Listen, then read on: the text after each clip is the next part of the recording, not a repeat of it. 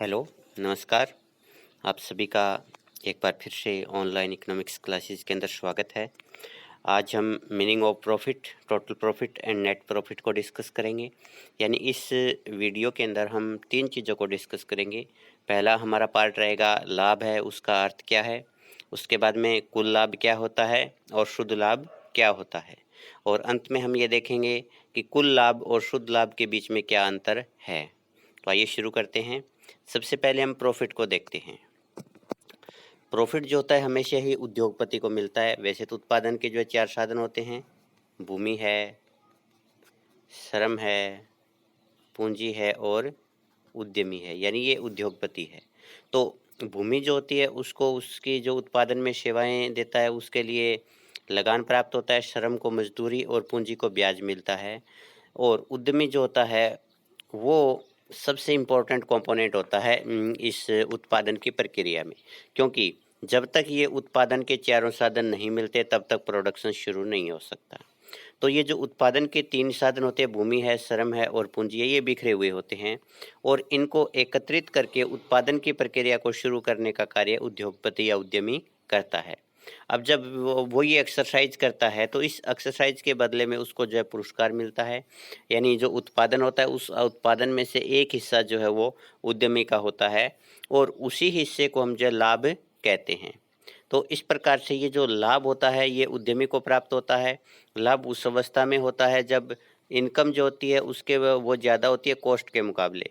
तो ऐसे में आय माइनस लागत, और वो भी जब धनात्मक हो। धनात्मक कब होगा? जब इनका अंतर, आय और लागत है उनका अंतर धनात्मक उस अवस्था में होगा जब आय ज़्यादा होगी और लागत उसके मुकाबले कम होगी। तो उसी अवस्था के अंदर लाभ मिलता है। अगर आय कम है और उसके मुकाबले अगर लागत है वो ज़्यादा है तो उस अवस्था के अंदर उद्यमी को हानि उठानी पड़ती है।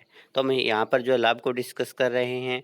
तो लाभ जो होता है वो उद्यमी का वो हिस्सा होता है जो उसने उत्पादन के साधन जो इकट्ठे किए थे, उसके बाद प्रोडक्शन किया था, प्रोडक्शन के परिणाम स्वरूप जो आय प्राप्त हुई थी वो आय जब लागत की तुलना में ज़्यादा होती है तो उसे जो है प्रॉफिट कहते हैं।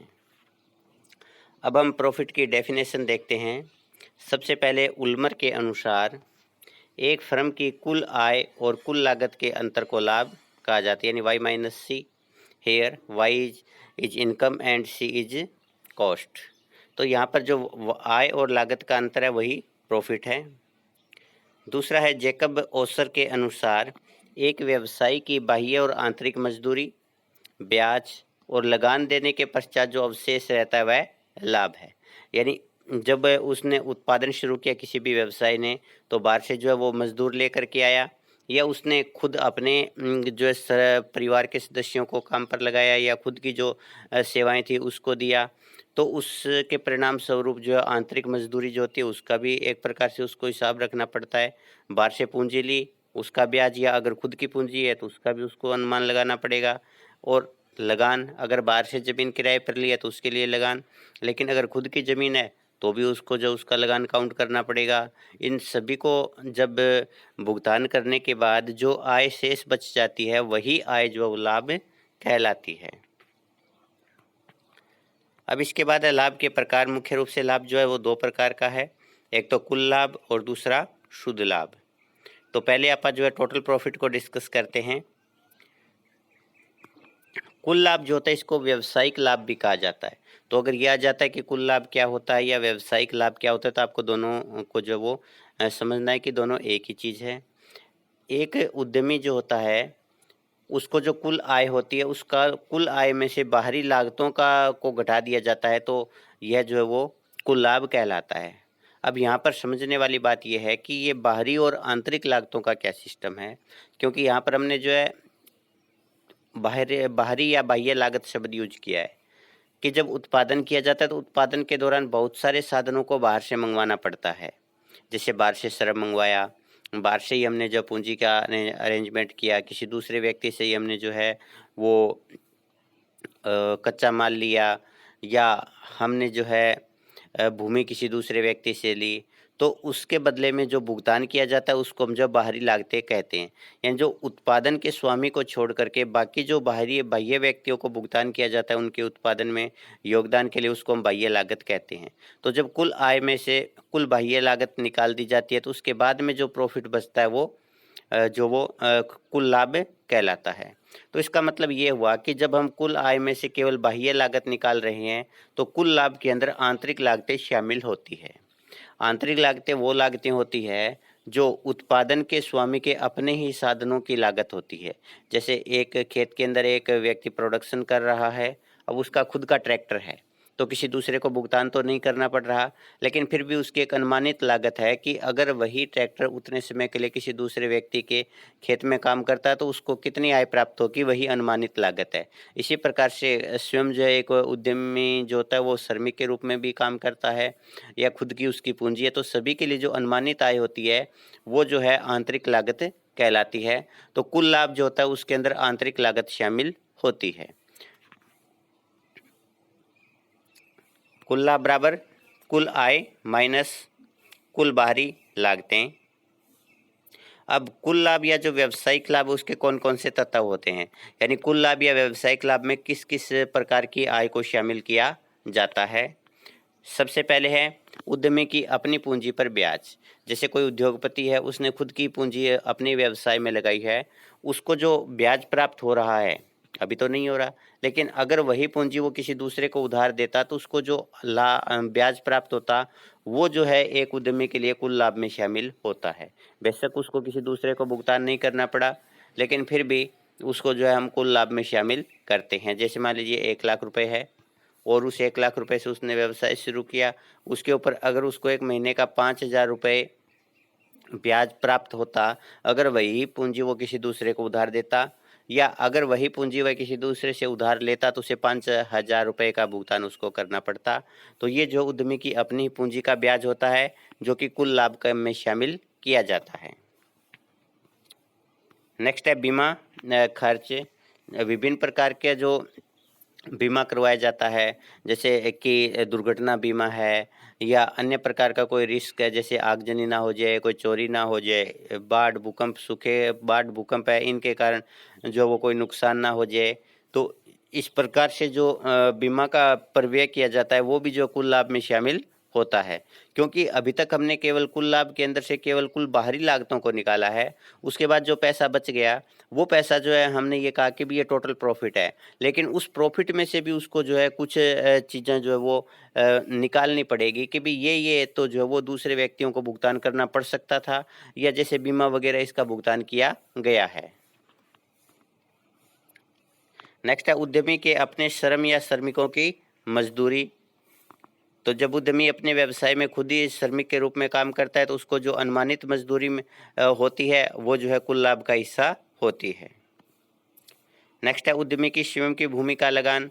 अगर एक उद्यमी खुद की भूमि पर ही जो व्यवसाय शुरू कर रहा है तो उसको जो अनुमानित लगान मिलने की संभावना है वो जो है कुल लाभ के अंदर शामिल होता है, क्योंकि इसका उसे दूसरे को भुगतान नहीं करना पड़ रहा। इसलिए ये जो जितनी इनकम होती है लगान से होती है वो इनकम जो है अभी उसके पास पड़ी है, क्योंकि उसने किसी दूसरे से भूमि नहीं ली। तो ये जो है उसके कुल लाभ का एक हिस्सा है। गिसावट व्यय, ये भी जो कुल लाभ में शामिल किया जाता है, क्योंकि जब उत्पादन प्रक्रिया शुरू की जाती है, उत्पादन होता है, तो उस दौरान जब मशीनरी के अंदर टूट फूट गिसावट होती रहती है तो ये भी जो है कुल लाभ का ही एक भाग होता है। आगे है शुद्ध लाभ। शुद्ध लाभ जो होता है वो भी कुल लाभ में शामिल होता है। शुद्ध लाभ का मतलब होता है कि भी ये जो हमने सारे खर्चे हैं, कुल आय थी, कुल आय में से अगर आप ये और निकाल दें तो जैसे बाहरी लागतें तो अपन ने पहले निकाल ही दी, इसके बाद में ये सारी की सारी जो आंतरिक लागतें हैं, अगर आप इनको और निकाल दें तो उसके बाद में जो है शुद्ध लाभ बचता है। तो अगर आप शुद्ध लाभ और इन सब को जोड़ लें तो हमारे पास में जो है कुल लाभ आ जाता है। तो इस प्रकार से ये जो सब है ये हमारे पास में जो है कुल लाभ के तत्व हैं। इसके बाद है शुद्ध लाभ। शुद्ध लाभ जो होता है इसको आर्थिक लाभ भी कहते हैं। इसको कुल लाभ में से, क्योंकि पहले आप कुल लाभ कैसे निकाला था, कुल लाभ बराबर था हमारे पास में आय, कुल आय माइनस बाहरी लागत। अब अगर हमारे पास में जो कुल लाभ है ये बाहरी लागतें कुल आय में से निकाल दी। अब अगर इसमें से आप आंतरिक लागत और निकाल देते हैं, यानी कुल लाभ जो था इसमें से अगर आप आंतरिक लागत और घटा देंगे तो वो हमारे पास में जो शुद्ध लाभ आ जाता है, और शुद्ध लाभ को हम जो है बाहरी लाभ भी कहते हैं। तो इसको आप ऐसे भी कह सकते हैं कि कुल आय में से आंतरिक और बाहरी सभी प्रकार की लागतें निकालने के बाद जो अवशेष बचता है उस अवशेष आय को जो वो शुद्ध लाभ कहा जाता है या आर्थिक लाभ कहा जाता है। तो शुद्ध लाभ बराबर, अगर हमारे पास में कुल लाभ है तो कुल लाभ में से हम जो आंतरिक लागत घटा देंगे, क्योंकि बाहरी लागतें पहले से ही इसमें शामिल नहीं है, कुल लाभ में वो निकाली हुई है, तो ये हमारे पास में शुद्ध लाभ आ जाएगा। अगर हम शुद्ध लाभ निकालना चाहते हैं कुल आय के जरिए तो कुल आय माइनस कुल लागत। अब कुल लागत के अंदर दो प्रकार की लागतें आ जाएंगी यहाँ पर, एक तो आंतरिक लागत और दूसरी बाहरी लागत। तो जब कुल आय में से आंतरिक और बाहरी दोनों लागतों को निकाल दिया जाता है तो वो जो है हमारे पास में शुद्ध लाभ आता है। तो अगर हमारे पास में कुल लाभ है तो हमें केवल आंतरिक लागतों को निकालना है, क्योंकि कुल लाभ में पहले से ही जो होता है बाहरी लागतें निकली हुई होती है। अगर हमारे पास में केवल कुल आय है तो उस समय में कुल लागतों को निकालना पड़ेगा, यानी आंतरिक और बाहरी दोनों प्रकार की लागतों को इसमें से घटाया जाएगा। इसके बाद है शुद्ध लाभ के तत्व। सबसे पहले है कि जोखिम उठाने का पुरस्कार। एक उद्यमी जो होता है वो जोखिम उठाता है। जोखिम किस प्रकार के होते हैं? दो प्रकार के होते हैं, एक तो ज्ञात जोखिम होते हैं और एक अज्ञात जोखिम होते हैं। ज्ञात जोखिम वो होते हैं जिनका पहले से अनुमान लगा लिया जाता है, उनका जो बीमा करवा लिया जाएगा, इसके बदले में कोई प्रॉफिट प्राप्त नहीं होता। लेकिन कुछ अज्ञात जोखिम होते हैं, जैसे अचानक मांग में परिवर्तन आना, अचानक जो है किसी अन्य प्रकार से, जैसे गवर्नमेंट पॉलिसी है उसमें कोई चेंज आ जाना, अचानक सरकार के द्वारा जो है टैक्स में वृद्धि कर देना। तो इस प्रकार की जो जोखिम होते हैं, उन जोखिमों के परिणाम स्वरूप एक उद्यमी को जो लाभ प्राप्त होता है वो शुद्ध लाभ कहलाता है। नेक्स्ट है अनिश्चितता का पुरस्कार। भविष्य अनिश्चित होता है। जब उद्यमी अपना व्यवसाय शुरू करता है तो उसे जो है आने वाले समय में क्या आर्थिक परिस्थितियां रहेंगी, क्या मंदी का दौर आएगा या तेजी का दौर आएगा, या गवर्नमेंट पॉलिसी क्या रहेगी, मांग जो है उसमें भी अनिश्चितता होती है, क्योंकि मांग के बारे में सही अनुमान नहीं लगाया जा सकता। तो जिस भी चीज़ के बारे में सही अनुमान लगाना संभव नहीं है वो सारी की सारी अनिश्चितता है, और इस अनिश्चितता को वहन करने का पुरस्कार जो होता है वो लाभ होता है। तो एक उद्यमी अनिश्चितता सहन करता है और उसी की वजह से जो है उसको लाभ प्राप्त होता है, और वो लाभ जो होता है आर्थिक लाभ या शुद्ध लाभ में शामिल होता है। आगे योग्यता का पुरस्कार। एक उद्यमी जो होता है वो काफ़ी योग्य होता है, कुशल होता है, और उसकी कुशलता से का पता इसी से चलता है कि वो जो है अपनी लागत को कम कर देता है और प्रोडक्टिविटी है उसको बढ़ा देता है।